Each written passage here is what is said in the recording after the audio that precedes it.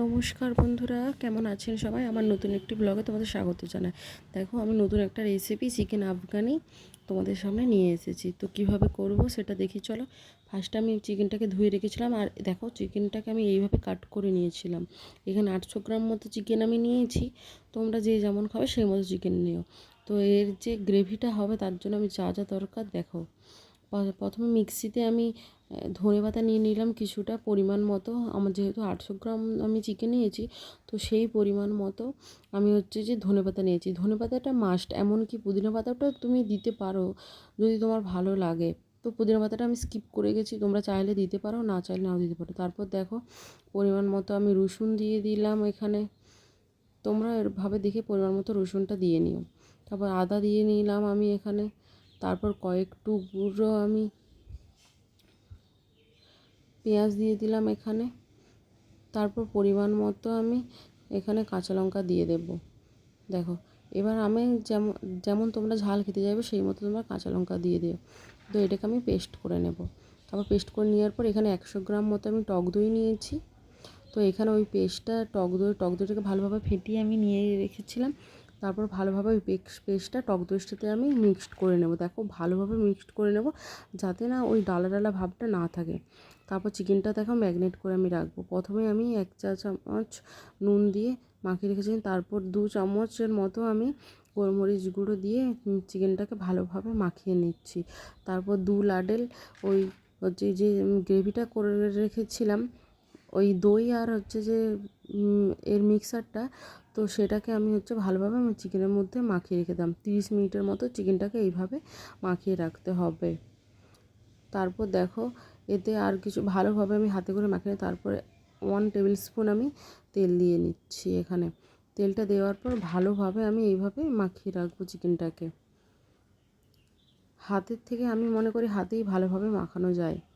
তো দেখো, এইভাবে আমি 30 মিনিট চিকেনটাকে মাখিয়ে রেখে দিয়েছিলাম। তারপর দেখো, আমি একটা ফ্রাইং প্যান নিয়ে নিয়েছি, যেটা একটু তেতে গেলে তারপর ওটাতে আমি একটু তেল ব্রাশ করে দেব।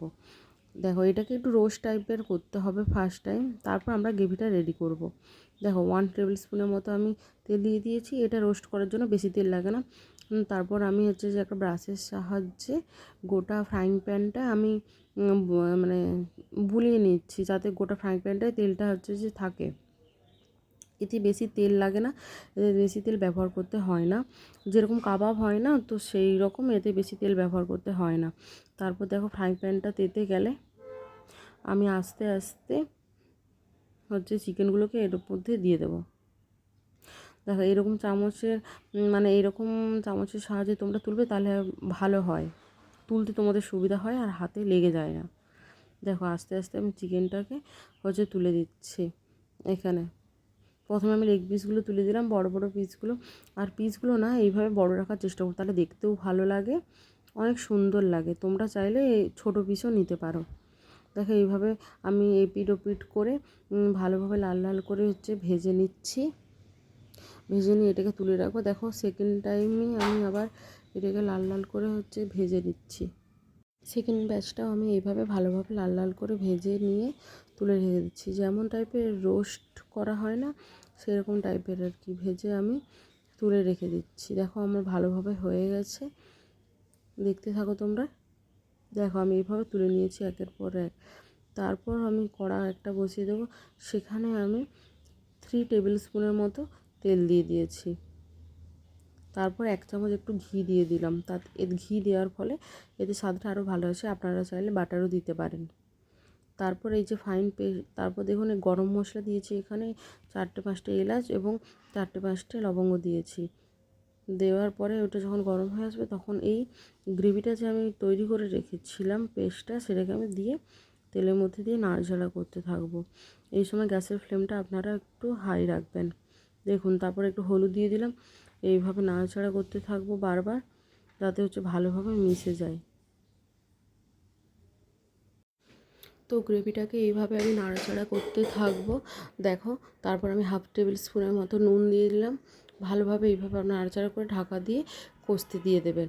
মাঝে মাঝে এবং ঢাকা খুলে দেখবো যে গ্রেভিটা আমাদের কষা হয়ে গেল কিনা। দেখুন এই সময় মিডিয়াম আঁচে আপনারা হচ্ছে যে রাখবেন, আর এরকম বারবার এবং হচ্ছে দুবার ঢাকা চাপা এরকম দিয়ে তারপর নাড়াচাড়া করতে থাকবেন।